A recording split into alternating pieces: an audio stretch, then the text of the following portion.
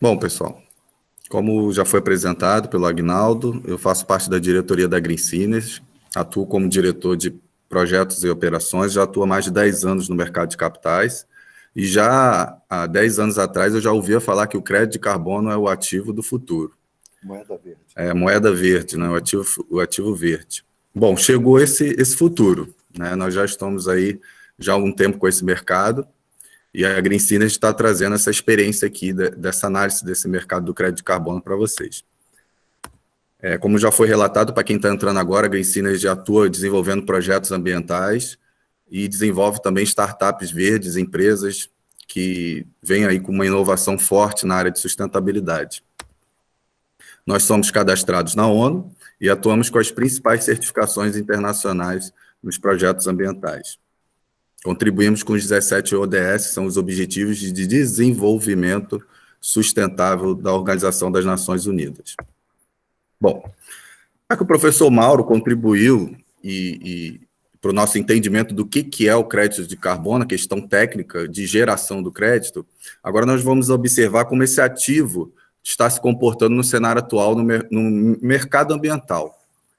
Em 2019, o mercado de carbono estava valendo aí mais de 200 bilhões de euros. Nós estamos falando aí de 215 bilhões. É um mercado que já movimenta bilhões já há bastante tempo. Ele aumentou bastante lá em 2010, 2011, teve um número considerável nas operações, e agora, recentemente, em 2019, mantinha uma média de 1 tonelada de crédito de carbono sendo comercializada a 30 euros no mercado internacional, tanto no mercado europeu quanto no mercado americano. Só que, nesse momento, está tendo uma queda nos créditos de carbono em torno de 40% do seu valor unitário. É um momento muito interessante para se comprar crédito de carbono. Então, as empresas que necessitam fazer suas compensações das emissões de gases de efeito estufa, como o professor Mauro aqui colocou, e também investidores, e aí através de fundos de investimentos, que têm interesse na comercialização desses créditos, agora é um excelente momento. E por que teve essa queda nesse valor, já que os créditos de carbono já tinham um valor acentuado, já como eu relatei, desde 2010, 2011, vem numa crescente? Simplesmente pela questão do coronavírus. O coronavírus impactou porque muitas empresas, como nós todos já acompanhamos as notícias, encerraram suas atividades, diminuíram até as suas atividades e, consequentemente, reduziram as emissões de gases que afetam, que causam o efeito estufa. Logo, tem uma demanda menor, né, no mercado para a compensação. Consequentemente, afeta o preço da unidade do crédito de carbono. Então, a gente classifica na nossa análise como uma oportunidade de compra nesse momento. E para a gente avaliar esse mercado, a gente tem que fazer análise, como o professor Mauro colocou, o protocolo de Kyoto, em 1997, e aí vem o Acordo de Paris, a COP25 e a COP26, elas são determinantes para essa análise de mercado nesse momento. Mas eu vou começar agora e vou focar no Acordo de Paris. O Acordo de Paris, lá na COP21, teve uma preocupação muito grande com os 194 países que participavam do acordo. Foi um marco histórico na política ambiental mundial, porque desde lá já tinham estudos crescentes que comprovavam que até 2100 vai ter um aumento considerável na temperatura global. Aí, alguns estudos apontam até 3,4 graus, o que pode tornar o planeta inabitado. Aí tem umas questões de desertificação de algumas áreas, tem algumas questões que afetam o nível do mar, e tantas outras catástrofes ambientais podem ser desencadeadas só pelo esse aumento de 3, graus Celsius. E aí a COP21, os países foram muito preocupados nessa questão e firmaram o Acordo de Paris. Eles deram um prazo para que, a partir desse ano, 2020, todos os países se adequassem a esse novo acordo. Ele vem substituindo o protocolo de Kyoto e o viés dele foi muito forte estimular o suporte financeiro e tecnológico. E daí começaram-se alguns investimentos nesse segmento. Na COP25, por exemplo, que foi ano passado, o Brasil ele adotou uma postura pró-mercado de carbono, algo que ele não tinha feito em nenhuma outra COP. Ele adotou essa postura porque ele se posicionou, se reconhecendo como um grande mercado de carbono. E, de fato, ele é. Tanto ele é que ele travou as negociações na COP25. porque o Brasil foi o primeiro produtor de crédito de carbono no mundo, em 2004, por um projeto em Nova Iguaçu, no Rio de Janeiro, e é um dos maiores produtores de crédito de carbono junto com a Índia. Então, quando o Brasil, no meio da COP25, negociando com mais de 100 países, ele se coloca perante esses países, o Brasil tem uma credibilidade muito grande nessa questão de crédito de carbono. E muita gente não sabe disso. Então, fiz questão de ressaltar isso para que vocês entendam o que aconteceu na COP25.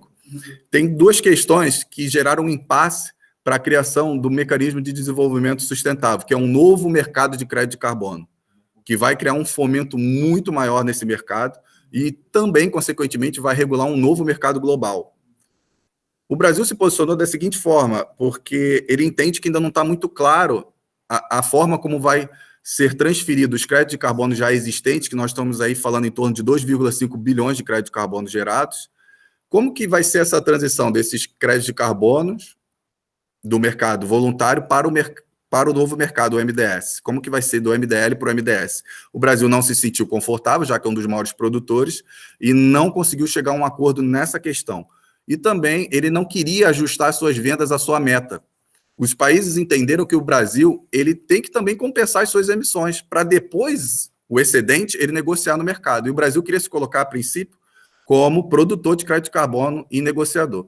Isso é muito bom para a nossa análise aqui, porque o Brasil vai ter que compensar, provavelmente, na próxima COP26, os países vão fazer essa pressão, o Brasil vai ter que passar a compensar, o que vai levar o país a ter uma procura maior nos créditos de carbono gerados em seu território e também vai pressionar os maiores poluidores. Então, vai haver uma mudança no mercado, como aconteceu agora com a RenovaBio, que é uma obrigatoriedade, e aí o Anderson Caldeira e outros palestrantes vão falar sobre o CBio, que é o crédito de carbono negociado em bolsa, oriundo de biocombustível.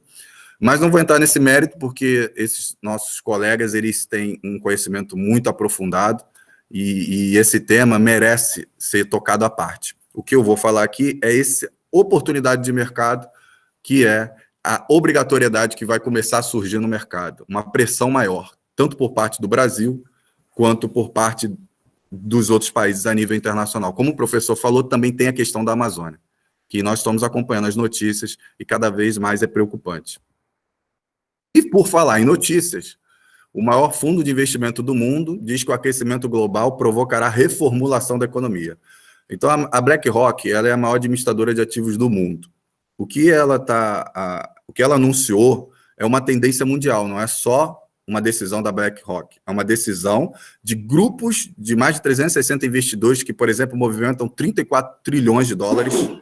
Esses grupos de investidores, eles entenderam que o capital ele tem que ser transferido e ser investido em empresas que apresentam soluções de sustentabilidade.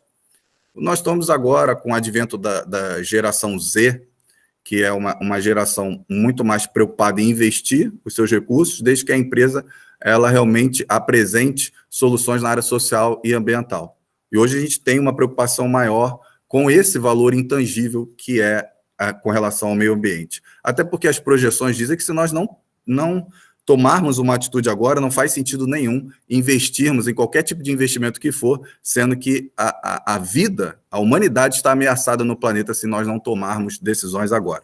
Então, nós vemos a União Europeia também emitindo notícias onde vai aplicar 1,1 trilhão de dólares em investimentos ecológicos nos próximos 10 anos.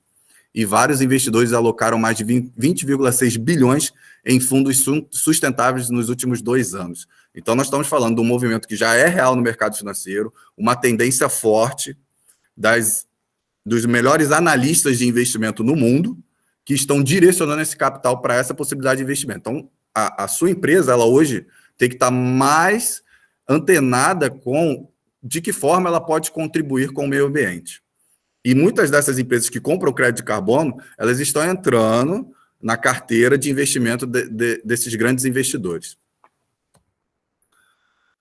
E para a gente, então, agora assimilar essas notícias que foram passadas agora, como o tempo é muito curto, e nós acabamos aqui apresentando um resumo dessa análise do mercado, e vamos repassar aqui, então. O Acordo de Paris, ele, nesse momento de crise, ele causa uma pressão nas empresas para compensação. E, como eu disse, num momento de crise.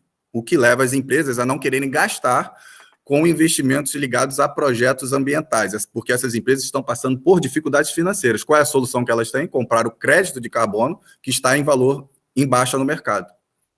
Esses investimentos sustentáveis também, que estão sendo, esse volume de capital considerável no cenário do mercado, que está sendo direcionado para investimentos sustentáveis, ele está sendo direcionado para empresas que estão compensando de alguma forma. Entra também as compradoras de crédito de carbono. E a COP25 versus COP26 aí, que o que não foi decidido na COP25 foi jogado para a COP26, que seria agora em novembro, por causa do coronavírus, foi passado para o ano que vem. Essa mudança do MDL para o MDS, essa alteração no mercado voluntário de crédito de carbono, é um momento que vai alterar o valor do crédito de carbono, e aí provavelmente o ativo vai crescer, porque vai ser um grande mercado internacional regulado de crédito de carbono, um novo mercado.